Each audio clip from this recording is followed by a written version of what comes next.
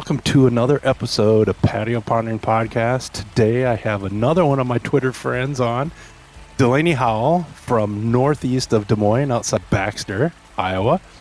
She is a longtime friend of mine, and I followed her from her days at Iowa State, going to market, how she started her own marketing company. I watched how she and Mike Pearson started their podcast, and I am really glad to have her because I'm trying to mimic a little bit of what she's done. So welcome, Delaney. Thanks for having me, Jim. Yeah, it's been fun to have our paths cross a lot over the last decade or so. Welcome, Delaney. Can you kind of give us a 30,000 foot view of where you are today? And then we'll dive into how you got where you are today. Yeah, so currently I wear a couple of different hats. As you mentioned, I still have my podcast. It was daily when we first launched Ag News Daily, hence the name. But about a year and a half ago, we transitioned to a weekly format now with audio and video. So we record once a week in a studio and still release daily content through our social media channels. I farm with my husband, Blaine. So we farm a little bit further northeast than where our house is physically located in Tama County. We are just row crops right now, although he's really fighting to get livestock at some point in the future. Although, as you'll probably discover later on the episode, we really don't have time probably to have livestock currently. We have, between the two of us, 5 businesses that we actually operate, the farm being one of them. And then my husband also has an off-the-farm job as well. So I'm not sure livestock are quite in the cards yet for us. And then day to day, my full-time focus really is my marketing agency. So boutique digital marketing agency. My team is all fully remote, located across the US, but we support really small to medium-sized ag and rural businesses, helping with their marketing and communications footprint. So doing everything from helping them launch their own podcasts and marketing strategies and advertising plans, all the way through to having big, robust trade show presences at shows like Commodity Classic, NCBA, all of those fun things. So it's been a whirlwind, but I love every second of it. I will say your landing page, the background you have with the bin site in the twilight with the spotlights on is really cool. It's probably the coolest background I've seen. Thank you. That was from a project we shot in North Carolina, Pamlico County, North Carolina, a few years ago with a client. So that one is definitely some cool photography or videography that Never would have guessed North Carolina. I would have expected Tama County, Iowa. I know. Exactly. Well, yep. You bring up a really good point. What prompted my invitation to you was your announcement of the new initiative that you have. Can you tell us what that is and what inspired that? Yes. So I just recently announced on LinkedIn a new project I've been working on a little bit in the background. I wasn't ready to announce it to the masses, so to speak, until it was in a place where it was a little maybe more of in a final stage. But I just announced a new project called She Creates Rural, which is really a community I've been trying to build in the background to support rural, female business owners, to support them through a one-day conference. I hope it spins out into something bigger than this, but really the backstory behind it is, as I mentioned earlier, my husband and I, between the two of us, have 5 businesses, but growing up, business ownership and entrepreneurship wasn't necessarily something I had my sights set on. It wasn't something I dreamed about as a little girl, and it really wasn't something that I would say I was exposed to, although now looking back, I recognize that my dad really was the first entrepreneurship that I was exposed to. He was a farmer. He owned his own business. He built it from the ground up, a lot of the ground. And the homestead farm where I was raised was not ground we inherited. It was really a business that he built from scratch. So he really was the first entrepreneur that I was exposed to. But I think growing up, I had this perception that to be a business owner and entrepreneur, you had to have a physical brick and mortar storefront. And so when I entered into college, that really wasn't something that was on my radar. And I think looking back now, I don't know that I really recall curriculum or degrees that you could go to school for entrepreneurship. Now I know that Iowa State and all the major universities have those as degree paths that you can go down. I know Iowa State, for example, has the Agricultural Entrepreneurship Initiative. Iowa has a program. The University of Northern Illinois has a program. So that's very much now in the cards for students. But when I was in school, it really just wasn't a pathway. And so when I graduated, I actually went to Northwest Missouri State for my undergrad and then Texas Tech for my master's. I took a little bit of an untraditional route, and I was doing my master's degree online. And then freelancing, I started my podcast. I was working part-time as a W-2 earner through PBS. And I just was piecing together all of these different things. And I started my first business really to have some tax incentives as I was just doing a lot of freelancing and recognizing, I could get some tax benefits by writing off expenses and whatnot. But I really didn't know about the path of financial management of those dollars, how I was doing it intentionally. I didn't necessarily have a team of resources and advisors. So when I started my first business in 2016, I'm not going to say I did it super well or super intentionally. I kind of just did it because I knew that I should do it. And I had a lot of people encourage me to set up a business entity.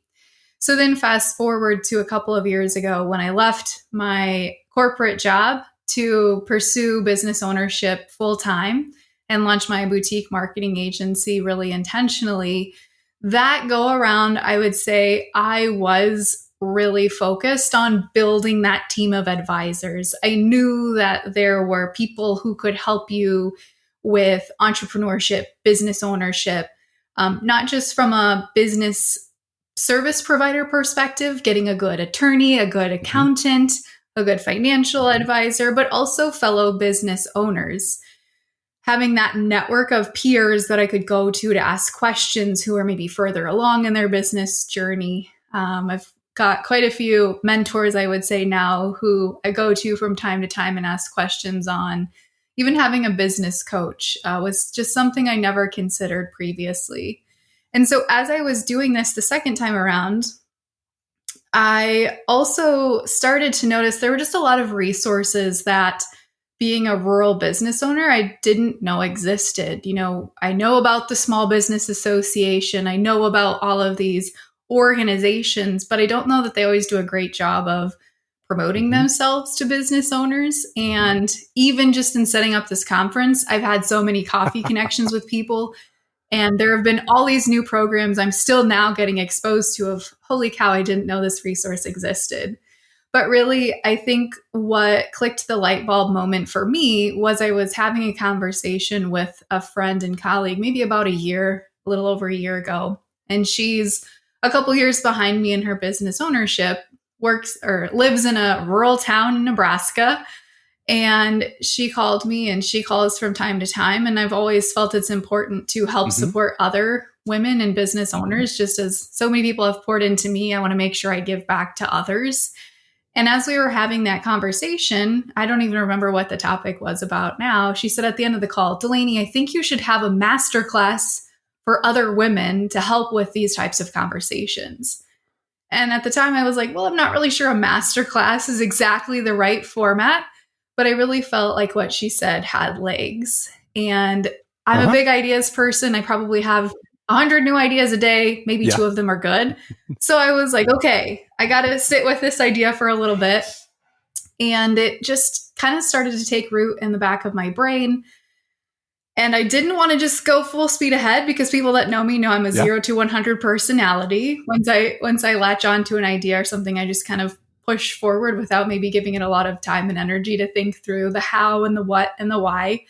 And I really wanted to be intentional with that, because again, I knew what my challenge and experience had been, but I wanted to make sure that it wasn't just in a vacuum. I was making this decision. And so I did a lot of research to see, are there organizations that actually exist between, there's, the Farm Her, where it's women who farm. There are groups that exist to support women in agribusiness, women in leadership type of roles who work in business and corporate settings. But there really wasn't anything I was finding for women who own businesses in rural America. They own a coffee shop on Main Street or a flower shop or maybe a marketing firm. And so what I was starting to find is there was kind of a gap from what I was seeing. Now I recognize this is a very specific market of a very maybe small subsection of people like me. And so then I just decided I was going to put out a survey and see, okay, I'm identifying maybe a gap. Let me talk to some of these women that I think might be the target audience. So I sent out a survey in early 2025 I sent it to about, I think 45 or 50 women, and it got forwarded on because I got about 75 responses back from women. Better than 100% yes, response rate is awesome. I know. Exactly. Yeah. So I got responses, which was also really excited.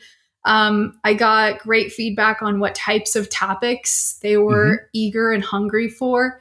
And that just confirmed the need that I was going to put this conference together. I didn't know what it was going to look like in its final form, but it was something I was really excited and passionate about, because I think another part of it is coming from a small town. I live in a small town now.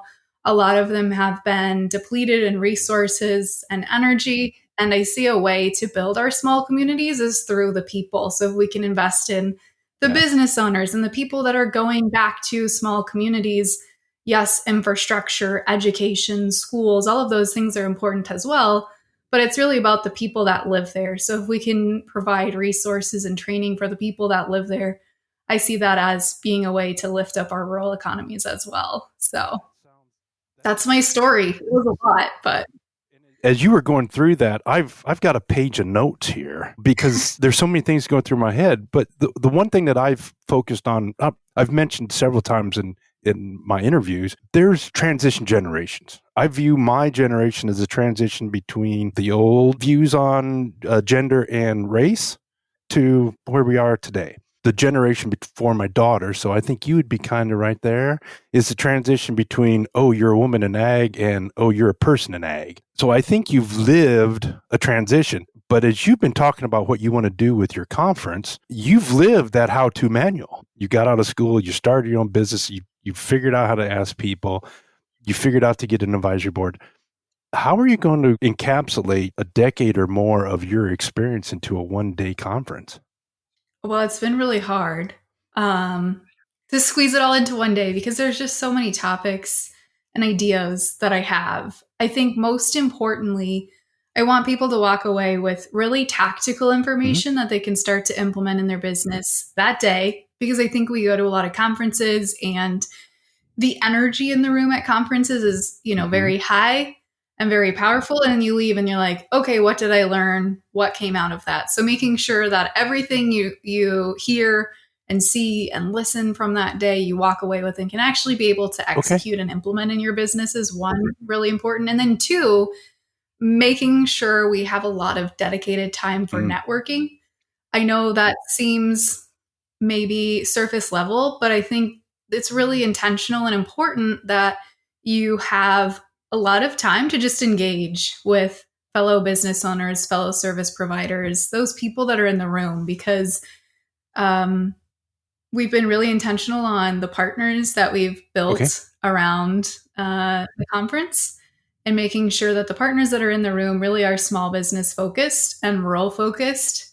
And so they will be there in attendance, helping serve as roundtable facilitators, which is a really big part of the conference.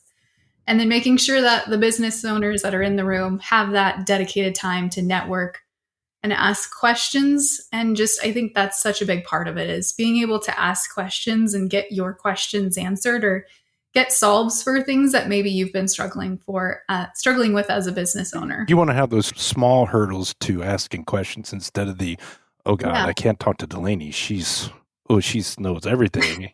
Exactly. I don't know everything. And I think that's part of it too, is the conference really isn't about me. I'm just the conduit to make it all happen. I'm going to speak a little bit just as MC and facilitator, but I'm really not planning on speaking a whole lot. And that was also intentional because, again, I'm not an expert business owner. I don't have it all figured out. I just wanted to be the conduit to bring people together. Okay, we're going off script already. your experience. So you said you had your first business in 2016. You've worked W-2. Mhm. You and your husband have all these businesses. How are you going to be able to shut up and let the people speak and you just simply be the facilitator? Well, I think that I've really tried to be a lifelong Mm-hmm. learner. So I think there's always something new to get out of the room. But again, I think it comes back to those people that we're bringing into the agenda are experts in their field. So the three kind of breakout tracks that we'll have will be marketing and media. So I will sit in on a panel on Mm-hmm. that because that's my background. The second panel is going to be financial literacy. I am not a banker. I am not an accountant. I am not an insurance agent. That is not my area of expertise. So that one I think will be great. I always learn something new. And I would say that's probably a lot of business owners' weakest area is knowing your numbers, knowing how to get access to capital, understanding from an insurance perspective where you're most at risk. And so that's kind of breakout number two. And then the third breakout is really directed toward business development, how to build that muscle. And I think that's, again, another area that a lot of business owners struggle with is how do you develop that machine Mm-hmm. to do business development? Because a lot of the business owners I talk to, it's usually Yeah. the owner doing the business development and the sales. And I'm guilty of that too. It's really hard to not do it. And so, how do you build a system or a framework that works for your business? So, I think that's important to note. And then the other part of it is we're building it so there's two tracks. So, for all the business owners in attendance, I'm not dictating to them what track they go to.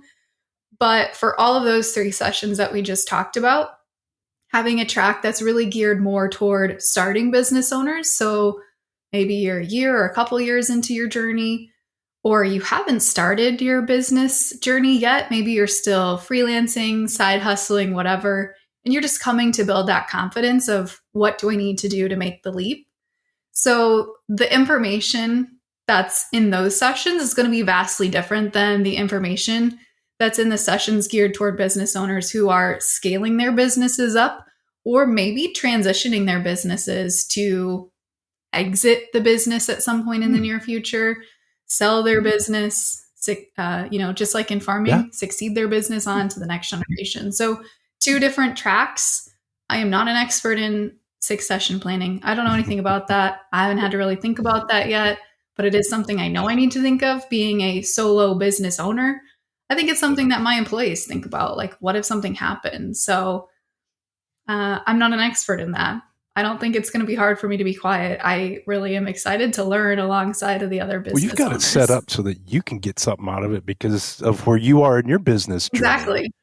So as I've Exactly. started my own little journey and thinking about to my 25 years postgraduate, one of the things that I struggle with is trying to turn on that entrepreneur gene that you did jump out. And I think there's two things that play into that, and you're hitting on it with what you're going to do at your conference. One, the knowledge to do a business. We can put on paper. We know ROI. We know how to set up a bank account. Mhm. But I think there's others that need to have permission or something to poke Mhm. them to, Delaney, I think you're great at this. Go do it. How have you worked with mentors or mentees, or you think about your conference you're putting on to help people understand the difference between knowledge and the permission to do what you think you need to do? That's such a good question. And it's something my husband and I talk a lot about. It's something I talk about with my friends because um, the question to me, too, is can anyone be an entrepreneur or is it a certain mindset of person? And I don't know if I have an answer to that. And what I mean by that is um, there's a lot of blood, sweat, and tears that goes into having a business of any kind. You know, I'm the last person to eat. I'm the last person to get paid. I have to make sure my employees get paid and taken care of first. It's a long game. I mean, Mm-hmm. just like farming, it's the long game, right? Where I'm really banking and betting on myself that this is something that's going to be bigger than what it is today. So that's always something that's in the back of my mind too to understand what is the makeup of entrepreneurs? Do we all look the same? And I don't think that we do, but what is that maybe mindset of entrepreneurs? Like the psychology behind it is also super interesting to me to understand that. I think part of it too, in some of these discussions that I've been having with fellow business owners, is the permission piece, like you're talking about, Jim. A lot of the women I've talked to, it's like, this is not my lifelong dream. I don't want to be a business owner, but it lends me the opportunity to have the flexibility that I need in my life right now, because they might have a young family or they might farm or whatever, fill in the blank. And so actually it's been kind of a mindset shift for me to understand too, some of the women that are growing their own business, this is not the end all be all goal for them, because it just allows them to have the lifestyle that they want to live right now. But their long-term goal might be that they want to shift back into the workforce someday. So what does that look like for them? So it's just really opened my eyes to understanding what does that look like for everyone? And how do you build that business to support the lifestyle and the career goals that you ultimately want to build for yourself? So I'm not sure if I answered your question directly or not, but it's really just exposed me to a lot of different mindsets and perspectives for different businesses. Well, it seems that there's two things in entrepreneurship. We put Bezos and Musk on a pedestal because they've taken entrepreneurship to a different universe. And when I talk about permission, it's not like groveling to your husband or your wife saying, hey, I think I want to do this. Can I do it? It's more of somebody taking an interest or somebody prompting you. And for me, it was Todd Thurman and Ryan Martin last November saying, hey, I think you should try this. Do you view that as kind of a subtopic of what you're doing at your conference, to just open up people's ability to say, oh, I think I can do this now? Yeah, I mean, my hope is that we have some women who haven't launched a business full time, and that by attending that startup track, it gives them the confidence to say, I can do this. I want to do this full time. And that maybe we see a couple businesses launch post event, or that we see some women gain the confidence or the permission post event and do that full time. I would love to see that. I hope that's some success stories that we see coming out of the event, because I've had some conversations with a few women who have said, well, I've thought about having my own business, or I've thought about doing my own consulting firm, but I don't know what I'd offer. I don't know how I get started, or I don't know if my expertise is specialized enough to do this. And I think it comes back to that permission piece again of maybe not having the confidence or just the permission to grant yourself to do that. But it's also back to what I was saying earlier, is you don't have to do it forever. Give yourself a year, give yourself 2 years. If it doesn't work, you can always go back into the workforce. And I think of Julie Kenny, was Iowa's Deputy Secretary of Agriculture. She has probably one of the most prominent stories, which I don't know that a lot of people know this about her. And I hope she wouldn't mind me sharing this, but she is one of the women that I think is a great example of this. Julie has actually owned her own business or been out on her own twice, which I didn't realize. She, I think, maybe was working for Corteva at the time, or was doing freelance work for Corteva. So she was out on her own, doing her own kind of PR marketing. She came back into the workforce. She left again and did her own marketing stuff again. And then she came back as the Deputy Secretary of Agriculture, like in a very prominent and public role. So she's done the whole leaving the workforce, coming back twice. And she's done it in such a great and wonderful way. She's been such a great role model for other women who might think that that's their career trajectory as well. You know, I think you can expand that and use her story even bigger, because there's a lot of people that end up building a business because it's their next, oh crap, I don't know what else I'm going to do. I lost my job. And I think that's a great story of, this isn't a, oh no, I just have to do this because I have no other option. This is a, hey, I did this. I did something better. I did it again. And look at me. I'm Deputy Secretary of Agriculture.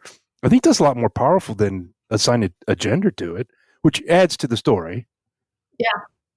Yeah, definitely. I don't think gender really has anything to do about it. And it's not, I keep joking, men are not excluded from coming to the event. The only reason I chose to focus on women is I am a woman. I have a lot of women and business owners in my network. And I just think women tend to be more vulnerable about these types of subjects. So men are more than welcome to come. I would encourage that. They are welcome, and we'll have some men sponsors in the room. They've been joking with me as well, like, Delaney, am I invited to come? Yes, absolutely. I'm not trying to discourage any men to come as well. So maybe someday this will get bigger than just women as well. This is just where I started. So let's shift gears a little bit. Columbus Junction, Iowa. And I've been to your former farm. It was a customer of mine when I was at Kent. And I think it was like the second or third sales call I made on Ben. And Kurt Schoonover goes, this is where Delaney Howell grew up. I'm like, no way. So how did you get from the river bottoms of Columbus Junction to Northwest Missouri and then end up at WOI doing market to market? Yeah, that's a good question. I kind of, like I said, I took an unorthodox career path. And I actually thought going to Northwest Missouri State that I wanted to be an ag teacher.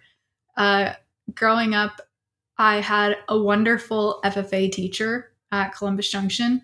She really shaped, I was an FFA since seventh grade. We had a middle school program and a high school program. And so I was an FFA starting in seventh grade. And I was really involved in our chapter. My sophomore year, I ran and was our chapter's reporter. And then I actually kind of bucked the system and ran for our president my junior year. So I was our president my junior year and my senior year, which kind of maybe ticked off some of the upperclassmen, but it is what it is. And so I was just really involved in FFA, and I was really passionate about it. And so I thought I wanted to be an FFA teacher. I started my career at Northwest Missouri State and got into an early education practicum course my sophomore year, where they put you in a classroom to shadow. You don't do any student teaching. I think I did maybe one lesson plan. So it's a little different than student teaching, but they put you in a classroom early to make sure, hey, this is really what you want to do. And I was like, this is not what I want to do. So I liked the education part. That I still really enjoy the learning and that part of it, but the classroom management, the politics, some of that stuff, I was like, I don't think this is it. I happened to be working at my college town's local radio station, KNIM The Ville, and I was doing some sports reporting, and then I also covered the local school board and city council meetings. And my boss at the time encouraged me to add a broadcasting minor. And I really fell in love with the media department. So that's kind of how I carved my space into broadcasting and communications. And I then quickly started working more into that space. And with the ag lens, of course, that ag focus has never dissipated for me. I always knew I wanted to be an ag. I just didn't obviously know exactly what that looked like. And then I interned for market to market one summer between my junior and senior year of college. And then post-graduation, I worked there part-time. I was working for PBS's Market to Market, and then I also worked for their kids program. Back to teaching. And then, I was doing the kids program too. So, education was still there. And okay. No, but I got to run the puppet sometimes. Yeah. The stick man. Yeah, it was great. So I just kept at it. And then at that point, I was doing freelance for a lot of different ag publications. So This Week in Agribusiness, AgriPulse. I freelanced for a radio network out of Yankton, South Dakota. I was doing some sports reporting as well for Mediacom and ESPN. And again, I took a non-traditional route. I was just piecing all these things together and then working part-time for PBS. And then the opportunity to actually host the program came open. And that's kind of a once in a lifetime opportunity. So I shot. And I was really young when I started. So looking back now, I'm like, why did they choose? I think I was 23 when I started hosting. Why did they choose a 23-year-old to host a national TV program? But that really put me on the fast track. A lot of people then obviously knew who I was after that. It really raised my brand visibility. Who I was, it put me on the map in the ag space in a really big and prominent way, which I don't think I was really quite ready for that at the time. And maybe the public limelight it put me in and the scrutiny and some of that stuff. but it definitely propelled my career in a way I don't think I could have ever That fully was a rocket expected. ship because you had some massive shoes to fill. It was. Yeah. I did. Yeah. Well, everybody knows who Market to Market is. I mean, we lived in Iowa, there was two things that ag was. It was the big show on the 50,000-watt blowtorch in Des Moines and Market to Market on Fridays. Wow. So that is a trajectory a lot different than Pack and Plant Town in Columbus Junction. Yeah. Yep. Wow. So you know who else started out reporting sports? Chip Flory. Who? Oh, I don't know if I knew that about Chip. He told the story in my podcast that was his first radio gig that he got.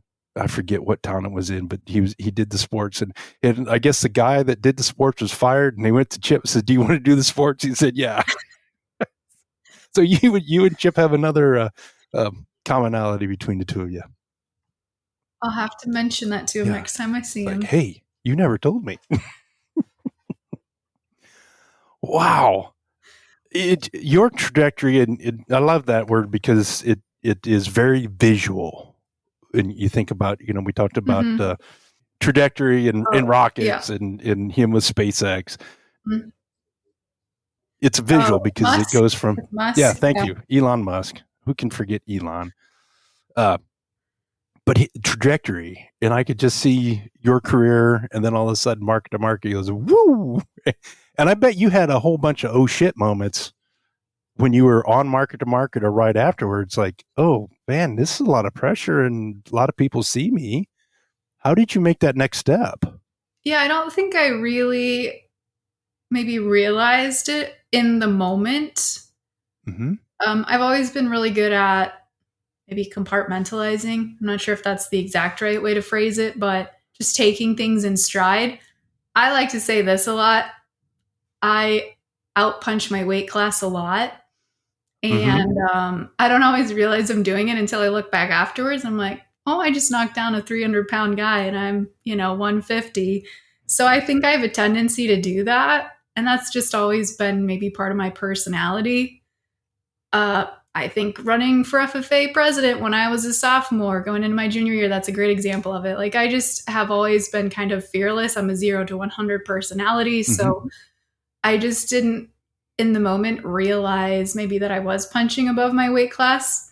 Maybe that's narcissism and overly elevated sense of self. I'm not sure how you want to phrase that, but I just have always taken things in stride. And I think part of that was just the way our parents raised us to think differently or bigger than Southeast Iowa, Columbus Junction, right? They exposed us to things bigger than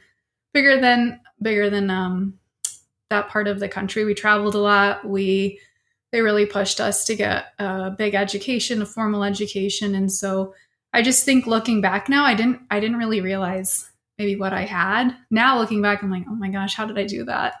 So I just find myself out over my skis often, but I think in the moment I'm like, well, the only way out is through. So we're just going to do it. And that's just always kind of been the way I've operated. So I think we're going to name this podcast Sugar Ray Howell. There we go. Sugar Ray Howell, hailing from Columbus Junction, Iowa. That's a good one. Well, I love your analogy of getting out over your skis because I'm not an expert skier. I've done downhill. I enjoy it. It's a blast. But the thing about getting out over your skis is there's two things about it. One, realizing that your balance has changed. Mm-hmm. And two is realizing that you need to come back on your skis, but not so much that you get behind your skis. Mm-hmm. And I think that's a muscle memory that your path has taught you. And if we would have put you into Market to Market today, your experience would have been completely different. And the expectations would be different, both external and internal, right? Mm-hmm. Yeah, I think so.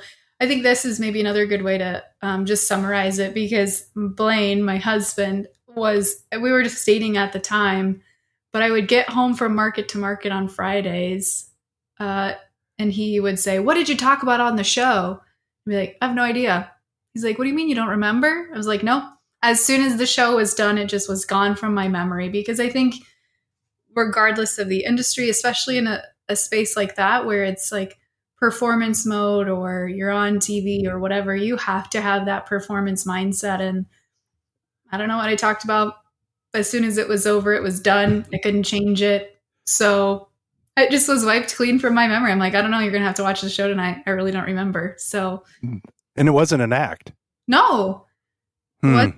I really just, it was over. I couldn't change it. So I wasn't going to sit and stew on what I could have said better, what I could have done differently. So I was just gone. And I do a lot of public, maybe not as much now, but I do some public speaking still.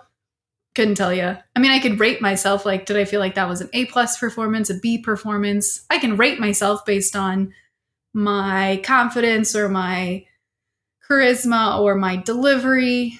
But again, I really probably couldn't tell you like what I talked about. I don't know. It's just, again, that ability to like compartmentalize and focus on the things maybe that are going to push you forward, not propel you backward. Okay. So that ability to compartmentalize, has that given you the ability to zig and zag and run 5 different companies? I think that's part of it. Yeah. It probably also makes me crazy at points in time. But I'm sure fights with your husband are interesting. yeah. Well, no, that happened last week. Yeah. I'm past that. I don't know anything about that. I don't remember that. That's part of my compartmentalization mentality. Yeah. That's interesting. So as we're talking about your husband, and you have 5 businesses, how do your cohorts, the groups that you work with, personally, not a business, how do they feel your husband having an off-farm job and farming at the same time? I think it's mixed. A lot of our friends maybe don't always understand. Like we were just with some friends this weekend and they're like, dang, you guys are so busy. We don't understand how you do it.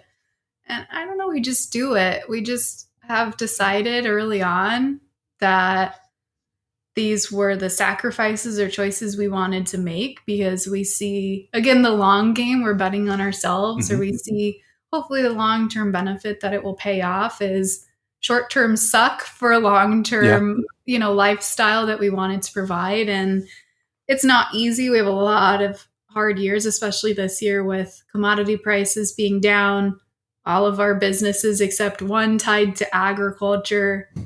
It makes it really challenging, but I think, I really do believe that picking your partner is the single most important decision you make in your life. And I feel really lucky with my choice because Blaine and I are just in lockstep with 99% of the decisions we make. And we're really supportive of the way we run our businesses. I have 2 that I run agnostically of Blaine, and he has the farm and then one other business. And then we have one jointly we run together. And there have never been any conversations of like distrust or discredit or lack of approval of how the other person runs their businesses. And it honestly wasn't ever really even a conversation. It was just, I think, a high degree of trust in the other person's ability to run businesses well. And even, like if I bring on a new employee, that theoretically could impact our financial livelihood as a couple. But we just always have had such a high degree of faith and trust in each other's ability to run with it that I just feel really lucky that we have that trust and partnership in each other. So it really is such a great partnership that we have in marriage and in business and in life. So really, single most important decision you can make. As Dave Ramsey likes to say on his radio show, the only ship that never sails is a partnership. But what is a marriage but partnership? Yeah. So pick your partner right. That's great advice. And I think about my life. My partner is she's doing a yeoman's job right now. So I appreciate your reference to your partner. Yeah. So how do you decide you're going to start a business? Is it writing something on a napkin? Is it it's lightning strike you? I don't know. That's interesting. We haven't started a new business in a few years. I think I just get kind of like an itch. Okay. I don't know. It's like I get like a travel itch, or I get bored or complacent. And I just think, oh, I need to do something new. I don't know. This probably sounds like a crazy person. I think I think a lot of entrepreneurs just say, "Oh, that's just being an entrepreneur." Yeah, I don't know. I don't think it's ever really. Again, I'm a 0 to 100 person, so it's not like I put a lot of, maybe, I don't want to say time and energy, because it's definitely thought through in the capacity of research and what I want to go after, but I don't necessarily have a formal business plan. I don't know that we necessarily would go talk to a banker. We would talk to our accountant, but right now I think what intrigues us a lot is there's, a lot of baby boomers that are starting to retire and look at succession planning, and there's a lot of quote unquote boring businesses that are going to be up for transition and sale, and I think that's really intriguing to us. We've been watching a lot of that. But then also just growing the farm. That's something that Blaine's really passionate about. And he doesn't want to have an off the farm job forever and always. And so that's, another important facet for us is we feel it's our responsibility to grow and expand the farm in whatever capacity that looks like, whether it's diversifying or expanding acreage or getting livestock or whatever. So that's something else we're focused on as well. So I don't know if I'm answering your question very directly, but we're always watching. We're always kind of hungry and scheming about how to do things differently or what do we want to try. Like even just at lunch today, Blaine was running me through it's not a new business idea. He was just like thinking through how we could do things differently in our current business. So we always have these kind of wild hair ideas and things we're always thinking through. So.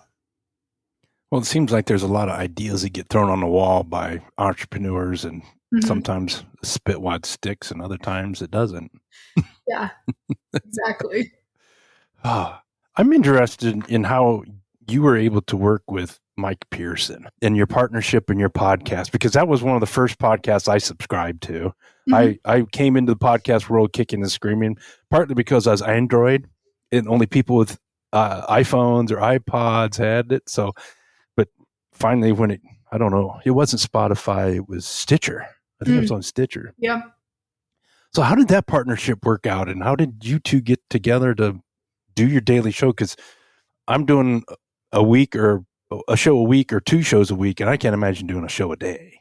It was a lot. I mean, I think at the height of it, by the time we switched to weekly, I'd produced over 2,000 episodes, I want to say, something like that. So it was a lot of content because we had guests every day, news every day, etc. But it helped me with all the other business things I was doing.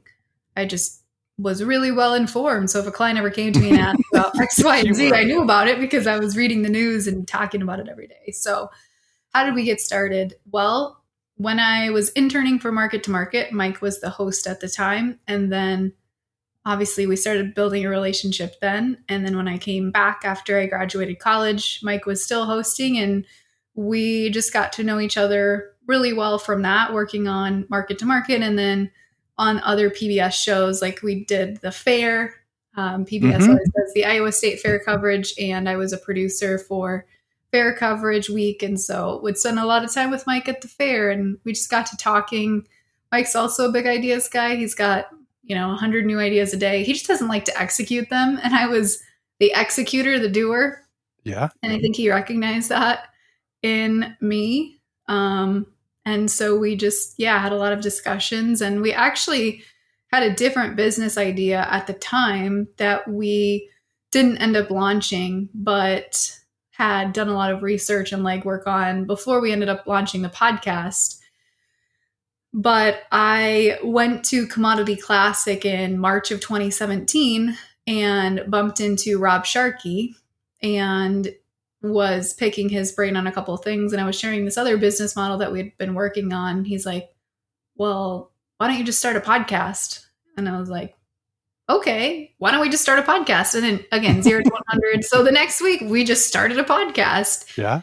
And I listened back to those first few episodes now. They were horrendous. We didn't have good audio. We didn't really know what we were doing. They just were bad. but we figured it out. We adjusted. We got a lot better. We got better equipment. We got good partners. We had better guests. We figured out a good format that worked for us, and it just grew obviously quickly from there. So as I'm thinking about what you've done, you have a balance between I'm going to plan and, oh, let's do it. mm-hmm. And some people aren't able to balance the, oh, let's do it with the planning.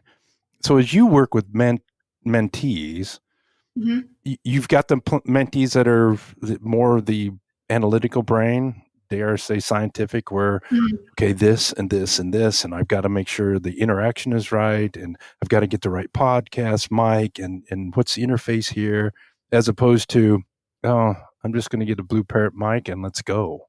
So how do you help your mentees as you work with up and comers get off their butt and do something? A big motto of mine is progress over perfection. I think a lot of people get stifled by this desire to be perfect. And whether I'm interfacing with a client who's the CEO of a company, or a college student, or my husband, I think a lot of people, or a business owner who's thinking like, do I make the leap into leaving my job for, pursuing a business? I think a lot of people just get stifled by change and this desire to have everything just neatly tied in a bow. And that's just not the reality of the world that we live in. So I'm a really big advocate of progress over perfection. And I think that can apply to a lot of different things in your life. Yeah, there's a Bible verse I wrote about talking about person that waits for perfect condition never plants, and those that who watches a cloud will never harvest. Directly applicable to what your husband and you and I are involved in, but it applies to a lot. And I really love your progress over perfection. And I'm trying to overcome that. I've been trying to overcome it for my whole entire lifetime. And to be blunt, it's a bitch. I probably have the opposite problem where I could maybe do with a little more patience. And, okay. So how is your husband? Is he close to the perfection, or does he jump and ask?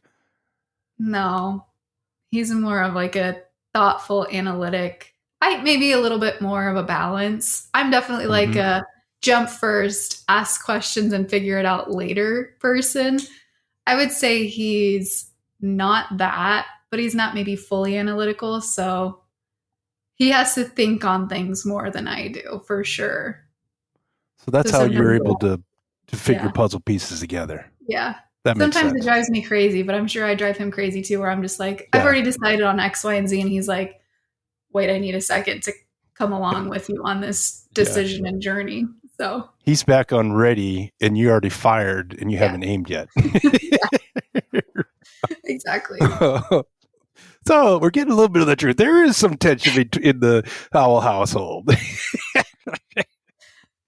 Sometimes he does have to go cultivate just to like, God dang it. Yeah. She needs to slow down just a little bit. Yeah, that's fair. But, we know that about each other and ourselves, and self-aware. I'm very self-aware. So. Yeah, for me, it's, she bought some more plants. Yeah, okay. I kill all my plants, so there's not even any point. Farmer's daughter that kills plants. Yeah, I don't think that'd be a topic of your podcast. Yeah. As we kind of wrap up here, your path from Columbus Junction to where you are now outside Baxter and Farmington, Tama County, Iowa, you truly are part of that transition generation where podcasts are part of your daily routine, and using Snapchat and whatever other social media to promote, just they're now innate to you. Mm-hmm. I'm thinking about people in my shoes where I still have some friends that have AOL addresses. What kind of suggestions would you give to those that are maybe a little more seasoned and trying to make their jump to doing something? Is the progress over perfection the best advice you can give? I think so. And I think maybe the other thing I would say is pick one thing. You don't have to be an expert at all of it. And it may be overwhelming to say, oh, I need to learn Snapchat and Instagram and LinkedIn and ChatGPT. Pick one tool and just try to learn that, whether it's 6 months or a year, just pick one thing. You don't need to do all of the things and be an expert at all of the things, but pick one platform. I'm actually doing a personal branding workshop for some college students later this year. And that's kind of the main message I want to encourage with them too, is pick a tool that feels authentic to you. I think especially the younger generation has this perception that I need to be an influencer and I have to post on Instagram and TikTok. That's great. But if you're naturally an introverted person, that probably scares the shit out of you. And you're like, no, I don't want to do that. So maybe you're more inclined to blog about whatever it is you're passionate about or write on LinkedIn. So I think I would encourage the same thing for people who are thinking about it slightly differently, but still in that same vein of overwhelmed. What's a tool that maybe feels still like a stretch because it's technology and you didn't grow up with a technology first skill set? So still a little bit of a stretch from that perspective, but what's something that feels like it could be a tool that would support your natural communication style? Is it writing? Is it speaking? Is it video? Is it a podcast? That's how I would encourage you to kind of think through it and then pick one and really focus on that medium. I like that advice. And as you're talking about it, I'm thinking about how I interact. I mean, I have Snapchat, LinkedIn, Facebook, Instagram. I mean, I've got them on TikTok. And Snapchat I just have because friends send me messages and I can keep track of some people. Instagram, I don't post at all because it just doesn't fit. I do a TikTok every once in a while. LinkedIn, I'm starting to excel there. Facebook, I mean, my interactions there. So I think your advice is great because you can't be good at all of them because they're all different. You have to be comfortable with Snapchat that you lose it. And TikTok, you got to be comfortable that you never lose it. And Instagram is kind of in between. Another example, if you think about Tony Reed on TikTok, I don't know if you follow him or not. He's a crass. He cusses. Except on Sundays. He doesn't cuss on Sundays. Exact, true. And his salutation is not nice. But he gets traction, and I've never met him in person, but I hear that in person he's completely different. Some of it is you just have to pick what works. Be comfortable that you're not who you are. It's a brand. Yeah. He's established it, and he's good. Oh yeah, he totally has. Yeah. No, I love it because I like to give him crap because I own Gleaners and he hates Gleaners. I thought we were done, but you brought up something that I would love your input on, and you broached it with ChatGPT. Two things. How do you use AI, whether it's ChatGPT or Claude or Gronk, in your business? And how do you teach others to find where they're comfortable using AI? I'm very pro AI. I'll just start with that. Because I think if you're not, you're going to get left behind. I've heard that so many times, you're going to get left behind. How do you think you'll get left behind? Well, I think if you're not using AI, then people are going to do things faster than you, more efficient than you, probably with better data than you in the future. Okay. And I think just more efficiently, probably at the end of the day. Because I think the misconception is that AI is going to replace humans. And I wouldn't agree with that, but maybe in a slightly different lens than what people are saying. I think people have a misconception that AI is going to replace a human because it's going to write for you or speak for you or generate whatever for you. Yes, that might be true, but you still need a human to go into that system and give it the prompt. And so where I use AI is I might have it like, hey, ChatGPT, I'm really pissed off. Can you please rewrite this email to have a softer tone? So I'm still directing it, right? So that's, I think, where the misconception happens is it's only as good as the prompt you are giving it. So it is still using your brain power, your experience, your knowledge. If you just go in there and give it a really generic, crappy prompt, it's going to give you a generic, crappy response. This sounds really odd, But sometimes I have conversations with ChatGPT, just like I would with a person. I know this sounds really weird, but like if I'm working on a weekend and I don't have somebody to bounce an idea off of, I might be like, hey, I'm considering X, Y, and Z for this client, but I'm not really sure because of X, Y, and Z. And their position is this, but I'm thinking about this. So what do you think? And I will literally type in 2 or 3 paragraphs explaining my thought process, what my conundrum or my, issue is, and I will hit send. And then it spits me out a very detailed response as if I'm talking to a human. And I will literally go back and forth with it for multiple rounds of conversation just to sometimes thought check where I'm at. And I know that sounds really weird, but I kind of treat it like a junior team member of my staff sometimes. If I just need to bounce an idea off someone, it does a great job for that. If I need a thought starter, if I have blank page syndrome for something, it does a great job for that. I would never copy paste something from ChatGPT directly, but it does a great job to just kind of get me started. So I'm very pro AI. I also think it does a pretty good job with research. My caveat would be you need to pay for it. If you're using a free model, I don't think that cuts it. Yeah. And you definitely still need to fact check it because it's not going to just spit out everything for real. Like, for example, the other day I don't remember what my prompt was, but it said something about, it said blah, blah, blah was the founder of Farm Her. Well, I know that Margie is the founder of Farm Her, and it had quoted somebody else. So I obviously knew that it had gotten that wrong and I corrected it.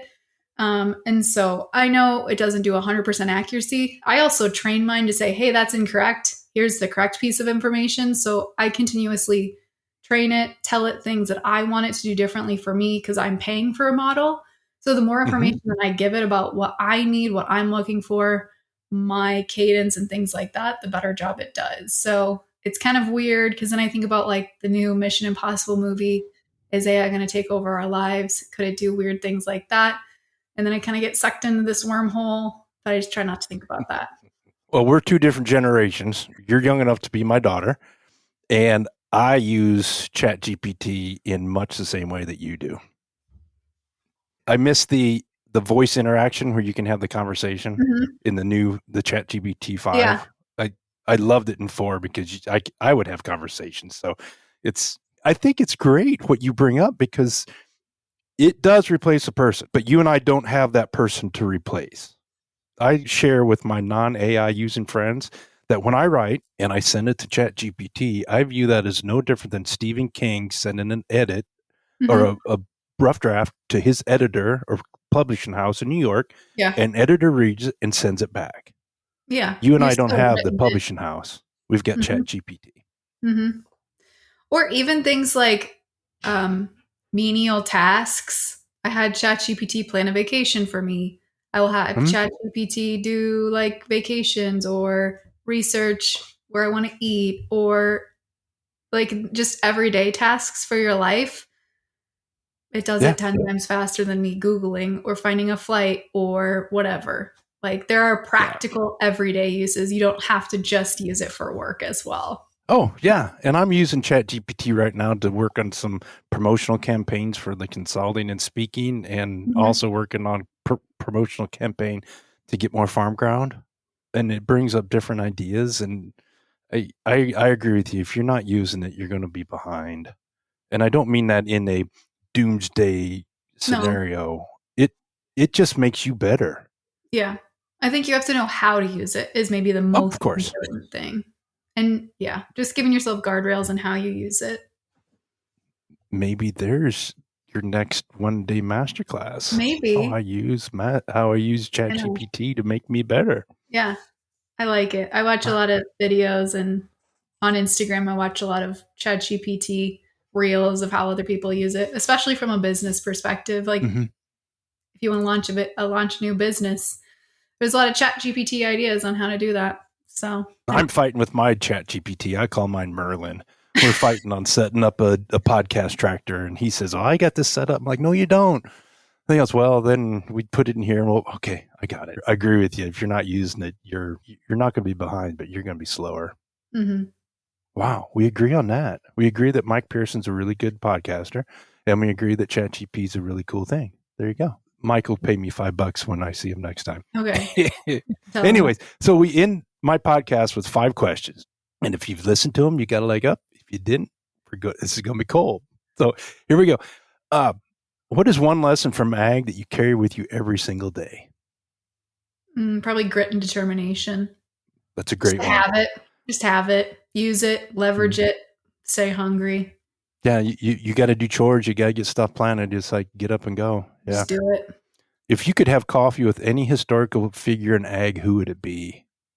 Norman Borlaug. Okay, you're like number 9 that said Norman. I know. That's boring, probably, huh? No, but the last person that brought up Norman was like, I'd like to sit down and ask him, did you know what kind of a mess you were going to make? I have a client that worked really closely with him. So mine's more of like a historical context now because of that. He is definitely a really cool figure for us to think about. Also, there's not a ton of like prominent ag people, you know? There's just not a ton of people brought up Henry Wallace. Yeah. Norman Borlaug's been used the most. The most intriguing one that has Iowa roots was George Washington Carver. Yeah, that'd be a good one. I had 2 people bring up their grandfather. That was cool. Yeah. What is one quirky or underappreciated thing about ag more people should know? Ooh, that's a tough one.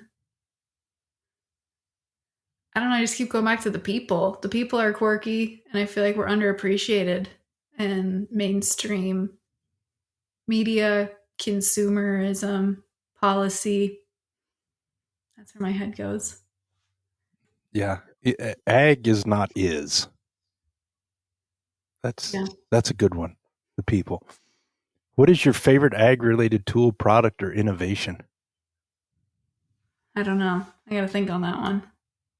Can we come back to it? Sure.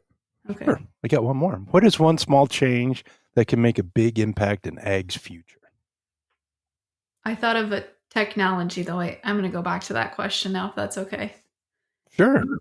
The technology, this is funny. You're going to laugh at this. I have a personal appreciation for oat mechanization, like a assembly line, because when my husband and I were first dating, his dad invited me to come to the farm to help bag oats, but we did it all by hand.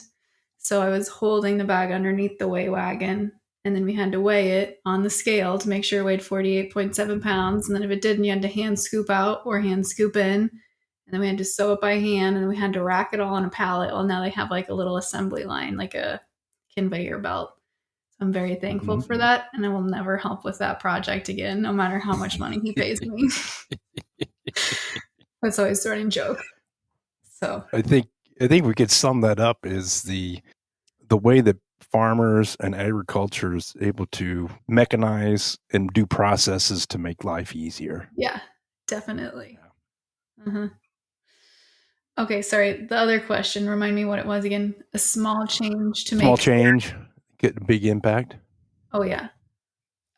Honestly, if we figured out how to make succession planning easier or more normal to have a conversation about, I think that would have a big impact on agriculture. So I think a lot of it just gets assumed it's going to get figured out, and then it doesn't, and then we lose ground, or it gets urbanized, or who knows what happens to it. But I think that could resolve a lot of issues. Well, that is a small change. Maybe we could just summarize it up.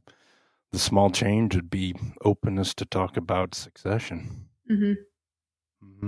And unfortunately, we could have an entire podcast series on that and still not have the answers. No, I know. Yeah. I heard it. I don't know how many podcasts this week.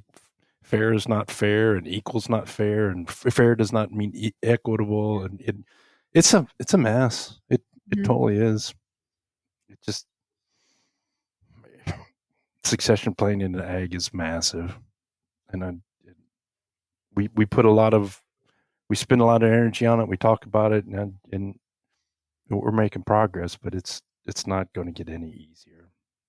Yeah. It just blows my mind too how many kids go back to the farm without knowing what that's going to look like. I'd sure want to know if it were me.